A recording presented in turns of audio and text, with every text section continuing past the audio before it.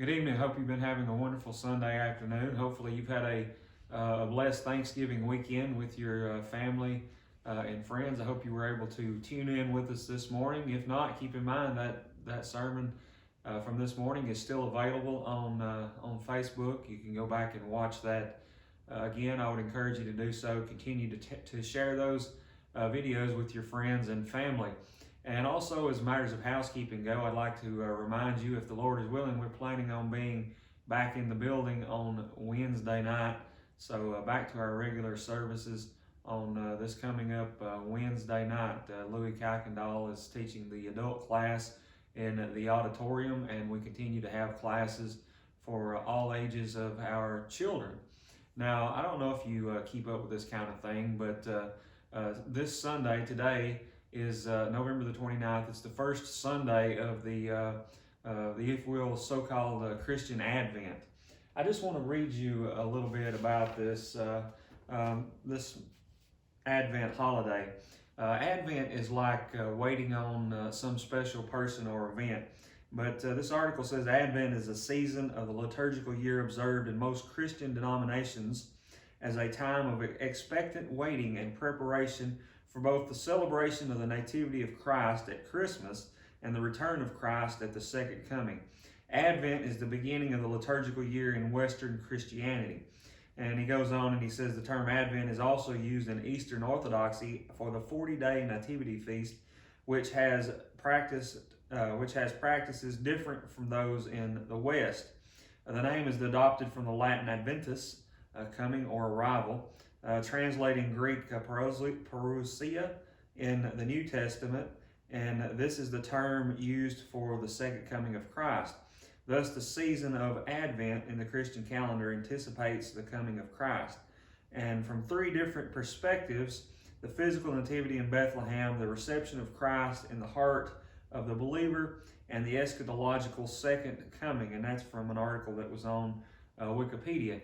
Now, the Advent is not something that you actually read about in the Bible. It's a man-made holiday.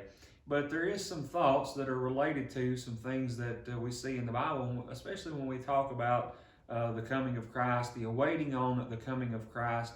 That is a huge theme. In fact, it is the main theme of the entire Bible, if you think about it. Because from the beginning of the Bible up until you get to the book of Matthew, you have this awaiting of the Messiah.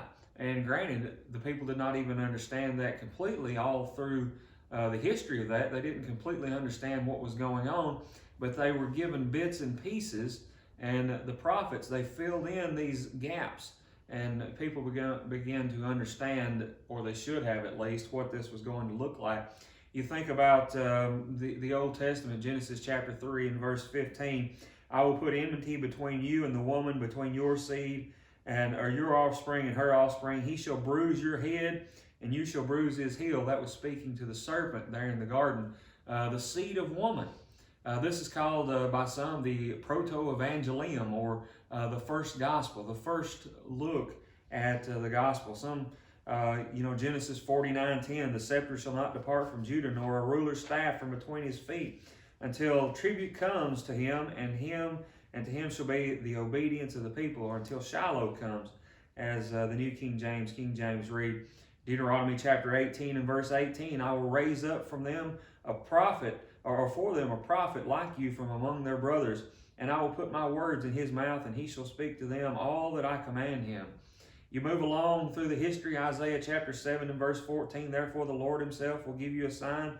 Behold, the virgin shall conceive and bear a son, and shall call his name Emmanuel. We know Matthew tells us that's fulfilled in Jesus. Isaiah chapter 9 and verse 6, for to us a child is born, to us a son is given, and the government shall be upon his shoulder, and his name shall be called Wonderful Counselor, Mighty God, Everlasting Father, Prince of Peace. And Micah chapter 5 and verse 2, but you, O Bethlehem Ephrathah, who are too little among the clans of Judah, from you shall come forth for me one who is to be ruler in Israel, whose coming forth is from old, from ancient of days. Zechariah chapter 9 and verse 9, rejoice greatly, O daughter of Zion. Shout aloud, O daughter of Jerusalem. Behold, your king is coming to you, righteous and having salvation. He is humble and mounted on a donkey on a colt, the foal of a donkey. So throughout the Old Testament, we have these prophecies and this looking forward to the becoming of the Messiah. And you open up your New Testament, and he's arrived. The books of Matthew, Luke, we have some genealogies there, and the coming of Christ. And those Matthew, Mark, Luke, John, those writers give us different insights about the things that went on in his life leading up to his death, his burial, his resurrection. And then really from that point forward, as we open up the book of Acts and our Lord ascends to heaven, we have this second waiting period that's going on. That time that those last days that we're living in now, this last dispensation, if you will, we're waiting on Christ to come back again, anxiously waiting. And perhaps we even could look at that picture of God as the prodigal father that's waiting for his children to come home, for those that have gone astray and things of that nature. But the rest of the New Testament is basically things that are going to be helping a person to get prepared for this second coming of Christ. So the first one, preparing people, preparing their hearts for the coming of Christ, or the first one, that was the theme through the Old Testament, and really that's the same theme today. We should be doing things based upon what has been delivered to us to prepare us for the second coming of Christ. Now, we don't have any clues about when his second coming is going to be. Matthew chapter 24 and verse 36, Jesus himself makes it plain that no one knows. Only the Father in heaven, he says. Not him, not any of the angels. No one knows when the time of this second coming is going to be. It's only the Father in heaven. So what we do know is that it's going to be a glorious thing, as Paul writes to Titus in Titus chapter 2, verses 11 through 14. It's going to be a glorious appearing. It's going to be a glorious and a wonderful thing for those who are on the right side of this. Just like I pointed out in the sermon this morning, when Paul talks about toward the end of his life how a crown is laid up, but not for him only, but for all who have loved his appearing, as he writes to Timothy in 2 Timothy chapter 4. So again, we are eagerly waiting for the second coming of Christ. We don't know a month. We shouldn't wait for a specific time of year to prepare for this, because the Bible makes it plain that his coming is going to be as a thief in the night. And the same goes for our life. It's just a vapor. We're here for a little while and we pass away. Our life can be snatched away from us just like that, and our time comes to an end here on earth and our fate is sealed. So we should be living our lives like we are waiting daily for the second coming of Christ. That's not to quit work, that's not to give up, but that's to be diligent and to do everything that we do for the glory of God.